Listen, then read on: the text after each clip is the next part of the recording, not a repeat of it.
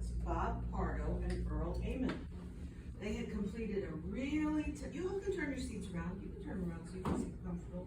They had completed a tough air battle over North Vietnam.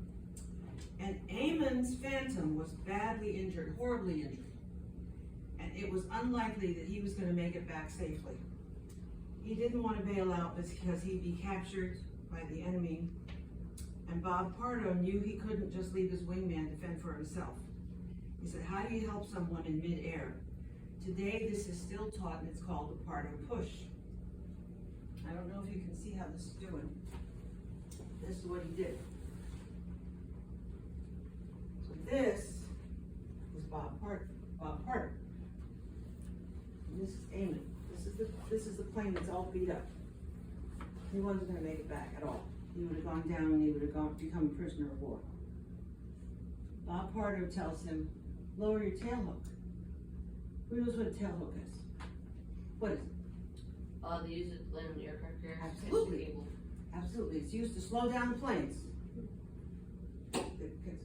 So he tells him, lower your tail hook and put it on the nose of my plane.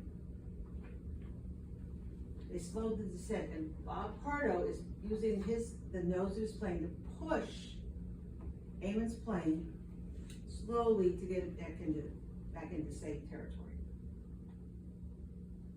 And it's called the Pardo push. It's still taught today. And they were both safe. And that's called the Pardo push. So this is a little bit of your aerospace education. Still taught today.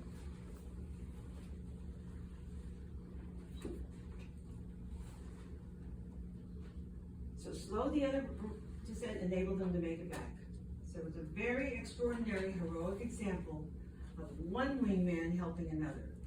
And he said, how can you fly off and leave someone you just fought in battle with? As a cadet, you're not going to have to fly an F-4 to help your wingman back. But what are some ways that you could help your wingman? What were we talking about earlier? Yes? Making sure they keep up with their coursework. Making sure they keep up with their coursework. Anybody else?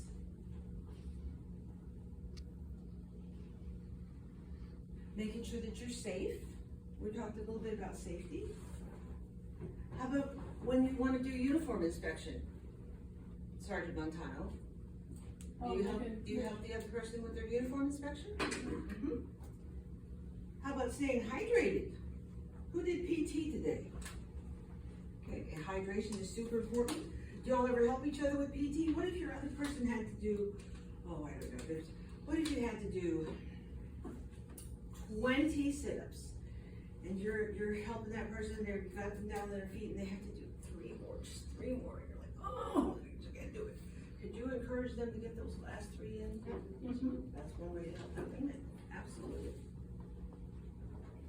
So, what if you noticed they were hurt? What if they were running and you noticed they were hurt, they were limping along? Is that a way to help your wingman? Sure. So, how about mentally? How can you help your wingman mentally? Encouragement. Encouragement, sure. Thinking through problems with your core values in mind, making sure you're following your flight instructors or your flight sergeant's instructions. They're not sure. Staying optimistic. What if your wingman seems upset or angry or sad? You talk to them about why they're there. Sure, absolutely. How about socially? Can you help your wingman socially? Yes, ma'am. You guys know, what do you think you could do to help the wingman socially? You can encourage them to speak up or talk to someone. Mm-hmm. Making friends, fitting in. Anybody check out anybody's Facebook? See how they're doing with their posts on their Facebook, social media? What if somebody's hurt or they're just not speaking up? Could you tell one of the senior members and say, hey, I'm kind of worried about cadet so-and-so? Sure. Being a positive, drug-free role model, staying positive. Reminding them of upcoming activities. Hey, we've got O-flights coming up, or we got bivouac coming up, or we got this activity coming up. Let's make sure that we attend.